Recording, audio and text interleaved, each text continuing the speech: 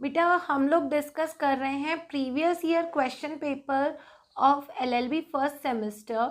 तो बेटा यही मैंने एक प्रीवियस ईयर क्वेश्चन उठाया है, डिफाइन कॉन्स्टिट्यूशन। आप कॉन्स्टिट्यूशन को कैसे डिफाइन करेंगे? बेटा हमने 1000 बार डिस्कस किया है कि constitution is the supreme law of land. किसी भी कंट्री का अगर कॉन्स्टिट्यूशन होता है तो उस लॉ के अगेंस्ट कोई अदर लॉ नहीं जा सकता है। हमारा कॉन्स्टिट्यूशन सब सुप्रीम होता है, इससे ऊपर कुछ नहीं जा सकता।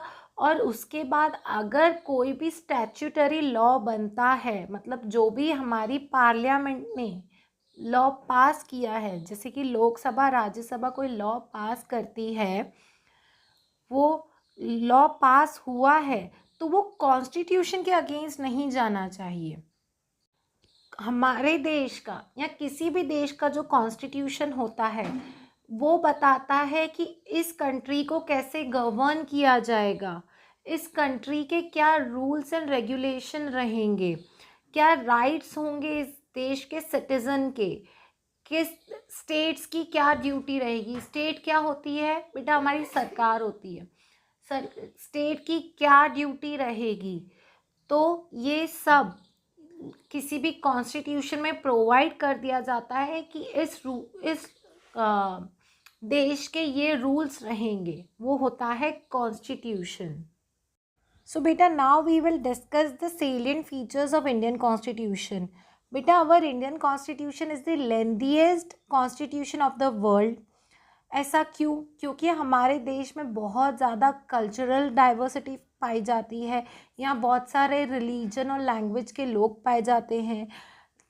कोई माइनॉरिटी में भी आ जाता है तो उसके डिटेल प्रोविज़न, किस तरह से हमारा स्टेट वर्क करेगा उसके प्रोविज़न, यूनियन और स्टेट के बीच में किस तरह से पावर बटी रहेगी उसके डिटेल प्रोविज़न, कोई एम्बिग्विटी नहीं रहना चाहिए लैंग्वेज में ताकि फ्यूचर में कोई कन्फ्यूजन ना रहे, उसके डिटेल प्रोविज़न, फंडामेंटल राइट्स जो इंडियन सिटीजन्स को प्रोवाइड किए गए उसके प्रोविज़न, बार बार अमेंडमेंट्स हुए हैं इंडियन कॉन्स्टिट्यूशन में। तो हमारा इंडियन कॉन्स्टिट्यूशन इन इन सारे रीजंस की वजह से lengthiest constitution of the world है। बेटा then comes point 2, federal structure with unitary bias. इसका मतलब क्या हुआ बेटा? फेडरल फॉर्म ऑफ गवर्नमेंट का मतलब ये होता है कि सेंटर और स्टेट गवर्नमेंट के बीच में पावर्स बटी होना।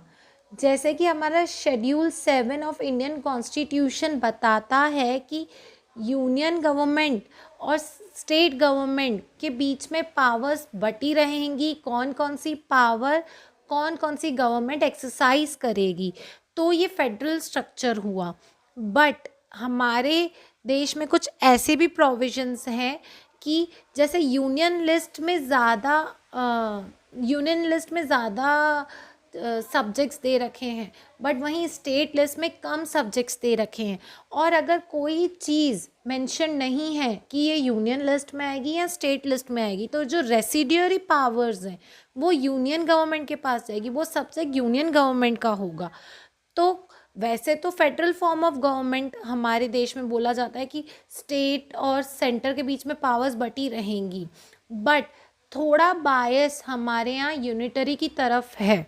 So this is the feature of Indian constitution कि हमारा देश वैसे तो फेडरल स्ट्रक्चर बताता है, वैसे तो बहुत सारा फेडरलिज्म चल रहा है हमारे देश में, बट कहीं ना कहीं हमारे देश में यूनिटरी बायस भी है। Then comes third feature, parliamentary form of government. बेटा हमारे देश में पार्लियामेंट्री फॉर्म ऑफ गवर्नमेंट चलता है। अब बेटा पार्लियामेंट्री फॉर्म ऑफ गवर्नमेंट और प्रेसिडेंशियल फॉर्म ऑफ गवर्नमेंट में क्या डिफरेंस है? बेटा अमेरिका में प्रेसिडेंशियल फॉर्म ऑफ गवर्नमेंट चलता है जिसमें कि प्रेसिडेंट के पास सारी पावर्स होती हैं, लेकिन हमारे देश में पार्लियामेंट्री फॉर्म ऑफ गवर्नमेंट है। इसका मतलब है कि हमारे देश के हेड तो प्रेसिडेंट रहेंगे लेकिन जो रियल पावर्स हैं वो प्राइम मिनिस्टर के पास रहेगी, वो पार्लियामेंट्री फॉर्म ऑफ गवर्नमेंट होता है। क्योंकि जो गवर्नमेंट बन रही है वो लोकसभा राज्यसभा से बन रही है, जो गवर्नमेंट फॉर्म हो रही है, जो हेड ऑफ द गवर्नमेंट है वो प्राइम मिनिस्टर है, तो ये पार्लियामेंट्री फॉर्म ऑफ गवर्नमेंट में होता है। तो हमारे देश में पार्लियामेंट्री फॉर्म ऑफ गवर्नमेंट है, दैट मीन्स पार्लियामेंट में से गवर्नमेंट निकल के आ रही है। सो इधर prime minister is responsible to parliament. So अब हमारे देश में इस तरह से पार्लियामेंट्री फॉर्म ऑफ गवर्नमेंट चलता है। वहीं अगर हम अमेरिका में देखें, जो प्रेसिडेंशियल फॉर्म ऑफ गवर्नमेंट है, उधर जो हेड ऑफ द स्टेट हो या हेड ऑफ द गवर्नमेंट हो, दोनों ही प्रेसिडेंट है। रियल पावर और नॉमिनल जो सेरेमोनियल पावर्स होती हैं वो सारी प्रेसिडेंट के पास है। तो उस तरह से वहाँ प्रेसिडेंशियल फॉर्म ऑफ गवर्नमेंट चलता है। The fourth feature of our Indian constitution is independent judiciary. बेटा हमारे देश में जो जुडिशरी है वो लेजिस्लेचर और एग्जीक्यूटिव से इंडिपेंडेंट है। ये article 50 of the Indian constitution provide करता है। हमारे देश में जुडिशरी को इंडिपेंडेंस दी गई है ताकि जो गवर्नमेंट का है या लेजिस्लेचर और एग्जीक्यूटिव का है वो उनका इन्फ्लुएंस हमारे जजेस पर ना रहे, उनके डिसीजन कभी इम्पार्शियल ना रहें, कभी भी कोई प्रेशर में आके जज डिसीजन ना दे। क्योंकि अगर जज ने कोई डिसीजन लिया है तो ऑब्वियसली उस पर एग्जीक्यूटिव का कंट्रोल नहीं होना चाहिए, नहीं तो डिसीजन बायस होगा। हमारी जो जुडिशरी है उसकी salary consolidated fund of India में से आती है। तो इसका मतलब जो गवर्नमेंट है उससे सैलरी नहीं आ रही, हमारी जुडिशरी इंडिपेंडेंट है।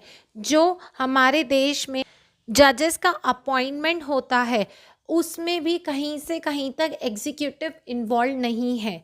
तो इसमें अपॉइंटमेंट ऑफ जजेस में भी एग्जीक्यूटिव का इन्वॉल्वमेंट नहीं है। दैट मीन्स हमारी जुडिशरी है वो इंडिपेंडेंट डिसीजन ले पाएगी without any influence from legislature और executive. Then comes the fifth feature, single citizenship. बेटा हम लोग इस देश में रहते हैं, हमारे देश में एक सिंगल सिटीजनशिप का कॉन्सेप्ट चलता है। हम लोग इंडियन हैं तो हमें इंडियन सिटीजनशिप मिली हुई है। सो अगर इसके विपरीत अगर हम लोग यूएस को देखेंगे तो यूएस में ड्यूअल सिटीजनशिप का कॉन्सेप्ट चलता है। वो लोग जिस स्टेट को बिलोंग करते हैं उस स्टेट की सिटीजनशिप अलग मिलती है और यूएस की सिटीजनशिप अलग मिलती है। एक ही इंडिविजुअल की दो सिटीजनशिप होती है।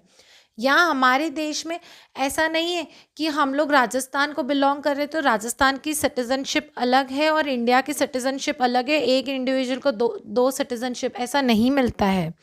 हमारे देश में एक सिंगल सिटीजनशिप चलती है, दैट इज़ इंडियन सिटीजनशिप।